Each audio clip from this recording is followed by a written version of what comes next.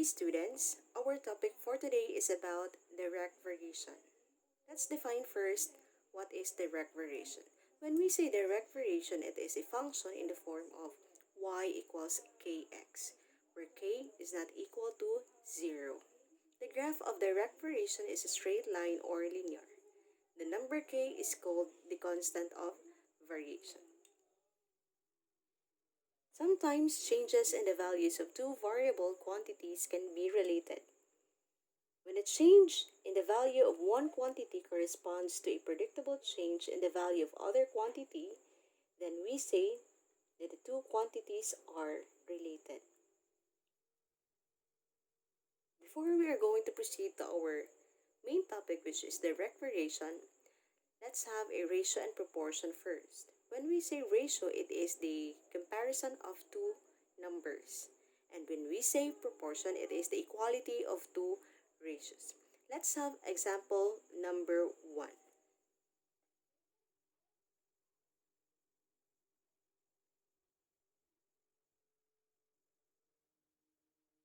Okay, x over 6 equals 4 over 12. We discuss ratio and proportion because we are going to apply this method to our direct variation. Okay, so we have x over 6 equals 4 over 12. This can be right into x is to 6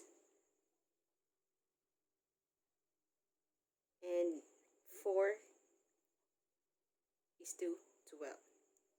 Then how we are going to solve for the x? First, rewrite the problem. So we have here, first step, x over 6 equals 4 over 12. Then, simplify. We are going to cross multiply these fractions. Okay, we have x, 12, 6, and 4. So we have 12 times x. The answer is 12x. 4 times 6. The answer is, okay, 24. Then we are going to divide both sides by 12 since the numerical coefficient of this variable is more than 1.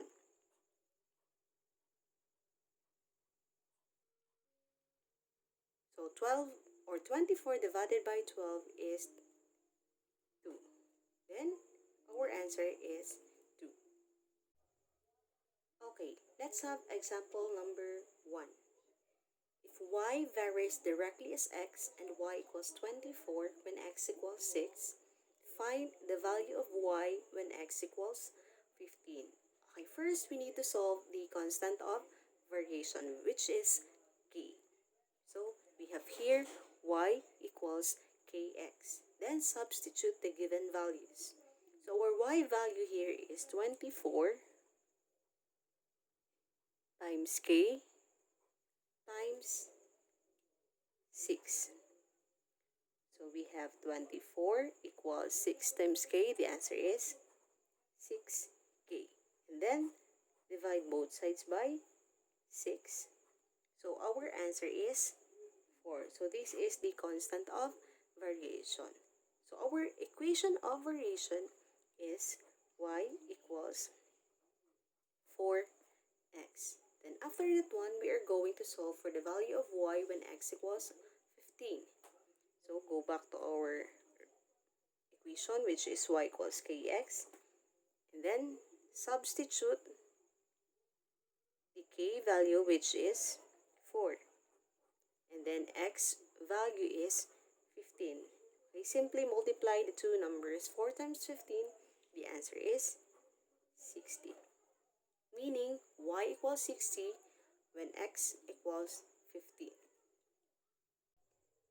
For our example number 2, this is how to solve problems involving direct variation. So this problem is already in your Schoology. So please visit the problem for you to be guided in this solution. Okay, let me read the problem first. The weight of an object on the moon varies directly as its weight on Earth. An astronaut who weighs 80 kilograms on Earth weighs 13 and 1/3 kilograms on the moon. The question is, how much would a 60-kilogram person weigh on the moon? So first, find the constant of variation. So our equation or formula is y equals kx. Then, substitute the x and y values. So our y value is 13 and 1/3 kilograms. We have here 13 and 1/3 equals k times 80. And after that, 13 and 1/3 equals 80k. Now, since 13 and 1/3 is a mixed fraction, then we are going to convert this one into improper fraction. What is improper fraction? When we say improper fraction, it is a fraction that a numerator is greater than the denominator. So the improper fraction of this mixed number is, the improper fraction of this mixed number is 40 over 3. Why is it 40 over 3? Multiply 3 times 13, 39. Then add 1, so we have 40 over 3 equals 80k. Then divide both sides by 80 for you to get the constant of variation or k. Now, how to divide fraction and whole number? Okay, the rule of division is we're going to reciprocal the second fraction. Okay, let's say this is 80 over 1 since any whole number has a denominator of 1. So 40 over 3, and then from division to multiplication, then this is 80 over 1, so get the reciprocal of 80 over 1, which is 1 over 80. And then multiply numerator to numerator, denominator to denominator. So 40 times 1, the answer is 40. 3 times 80, the answer is 240. Since 40 over 240 can be reduced to a lowest term, so our lowest term for our 40 over 240 is, okay, very good, 1 over 6. So that is the simplest form of this fraction. So our k or constant of variation now is 1 over 6. And then we are going to get the, okay, equation of variation. So we have y equals 1 over 6k. And then after that, the question is, how much would a 60-kilogram person weigh on the moon? So y equals kx. So our k is 1 over 6 and the x is 60. Then how to multiply fraction to whole number? Okay, automatically multiply the whole number to the numerator, which is 1. 60 multiplied by 1 is 60. Divided by 6, the answer is, okay, very good, 10. Y equals 10. So, a kilogram person on Earth will weigh 10 kilograms on the moon. Okay, generally, these are the steps in solving direct variation problem. Okay, first, write the equation of variation, which is y equals kx. Second, substitute known values and solve for k or constant of variation. Third, replace k in the equation in step 1 by the value obtained in step number 2. And lastly, solve for the desired value. Our second type of variation is what we call inverse variation. Now, you will explore quantities that vary inversely. In inverse variation, one quantity decreases as the other increases. An inverse variation is a function in the form of y equals k over x. So this is the equation of inverse variation. called constant of variation. Example number 1. Okay, this example has already uploaded in your Schoology, the PowerPoint of the inverse variation. Okay, let me read the example.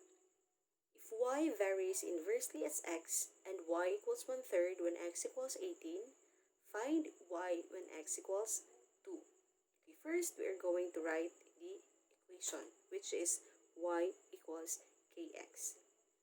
And after that, substitute the x and y values to get the constant of variation. So our y here is 1/3. And our x value is 18. Two fractions. I already discussed the ratio and proportion previously. So what we are going to do, cross multiplication. 3 times k, the answer is 3k. 3k, we have 3k. 18, we have 18. And then again, divide both sides by 3. So 18 divided by 3, the answer is 6. This is your constant of variation. So your equation of variation now is y equals 6 over x. Then we are going to solve for the value of y when x equals 2. So we have y equals 6 divided by 2. The answer is 3. Thus, y equals 3 when x equals 2. For our example number 2, we are going to solve this problem using inverse variation. How to solve problems involving inverse variation. So again, this problem has already or is already in your Schoology or the PowerPoint presentation. Okay, let me read the problem. A crew of 12 can build a hut in 8 days. How long would it take a crew of 4 to build the same hut? Okay, before we are going to proceed to our equation. Let's have a ratio and proportion first. Let's identify the ratio and proportion. Again, our ratio is what we call the comparison of two numbers. Proportion is the equality of two ratios. So we have 12 is to 8. So 12 here is the crew and 8 is days.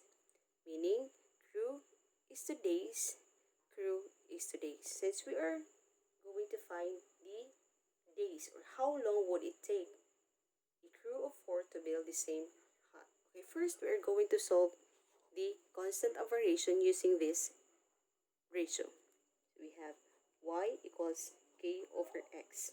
So our y here is 8. K over 12. And then 8 times 12, the answer is 96. Again, this is your equation of variation. I mean, constant of variation. So our equation of variation is y equals 96 over x. Then solve for the unknown. How long? Meaning days. We are talking about time or days.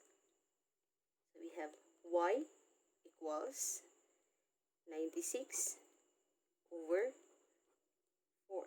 So 96 divided by 4, the answer is 24. Common sense tells us that if there were more crew working on the hut, the time needed to build the hut would be less. Thus, the two variables are inversely related. Let's have example number 3. The number of days a bag of bread lasts varies inversely as the number of people who consume it.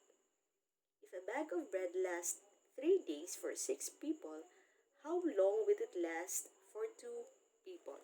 Again, our ratio and proportion is 3 is to 6. 3 here, stands for days. Days is 2 people. How long? Meaning unknown is 2. Since we are going to find the days. Okay. The first ratio is 3:6. So we are going to substitute these numbers for you to get the equation or constant of variation. So we have y equals k over x. So our y here is 6, k over 3. So 3 times 6, the answer is 18. So that is our constant of variation. So our equation of variation is y equals 18 over x. Okay, next we are going to solve for the unknown, which is x. If here x, y, x, and y. So y equals k over x. Our y here is 2, and the constant of variation is 18 over x. So 2 times x, 2x equals 18. And then divide both sides by 2, cancel, x equals 9. So meaning 9 days. We have x equals 9 when x or when y is 2. Generally, these are the steps in solving an inverse variation. First, write the inverse equation of variation. So we have y equals k over x. Next, substitute known values and solve for k, or the constant of variation. So we have here example number 2. Next, replace k in the equation in step 1 by the value obtained in step number 2. And lastly, solve for the desired value. The third variation is what we call joint variation. When we say joint variation, let x, y, and z denote 3 quantities. Y varies jointly as x and z if there is some positive constant k such that y equals kxz. So we are done with direct and inverse variation. In direct and inverse variation, we have 2 quantities or variables. We have x and y, where k is the constant of variation. So joint variation, we have 3 quantities, x, y, and z. And again, k is what we call the constant of variation. Okay, let's have example number 1. Find an equation of variation in which y varies jointly as x and z, and y equals 45 and x equals 18 and z equals 10. Find y when x equals 20 and z equals 30. Okay, first we are going to write the equation, which is y equals kxz. Next step, we are going to solve for the constant of variation, or k. Then substitute the x, y, and z values. Our y value here is 45. Then k times 18 times 10. Then multiply. 10 times 18, we have 180k. And then divide both sides by 180 for you to get the constant of variation. So 45 divided by 180. Reduce to lowest term. So our final answer is 1/4. So that is our constant of variation. So our equation of variation is y equals 1/4 x z. And then solve for the unknown, which is y, when x equals 20 and z equals 30. Y equals 1/4 times 20 times 30. First, multiply the two numbers, 20 and 30. The answer is, multiply 20 and 30. The answer is, okay, 600. 600 divided by 4. The answer is 150. Thus, y equals 150 when x equals 20 and z equals 30. For our example number 2, we are going to solve this problem using joint variation. Okay, example number 2. The volume of a right circular cone varies jointly with the square of its radius and its height. An ice cream cone 12 cm high with a radius of 3 centimeters has a volume of 113.04 cubic centimeters. If the radius of this cone is decreased by 1/2 centimeters, by how much will its volume decrease? Okay, first we are going to understand the problem. So we have the V, which is volume, radius R, and height for H. So our equation of variation now is V equals K R squared H. Again, why is it square or radius square? It's because the problem states that the volume of a right circular cone varies jointly with the square of its radius. That's why our R here has a square. And then substitute the given values. So our volume now is 113.04. Okay, R or radius is 3. And your height of the cone is 12. So, solve for the constant of variation. So we have here square. 3 times 3, 9. 9 times 12, 108. So we have here 108. And then divide both sides by 108. So 113.04 divided by 108, the answer is, okay, 1.047. So our equation of variation is volume equals 1.047 R squared H. Then the question is, by how much will its volume decrease? Using the new radius, meaning half of this radius. So we have here V equals KR squared H. So we are going to find the volume of our second radius. So our K now is 1.047 times 3 minus 1/2. The answer is 2.5 squared times 12. So 1.047, 2 times 2.5 squared times 12. The answer is 75. Then 75 multiplied this constant of variation. The answer is 78.525 cubic centimeters. So our final answer is, we are going to subtract 113.04 to our new volume. So 113.04 minus 78.525. So the volume of the cone decreased by 34.515 cubic centimeters. So this will be our final answer.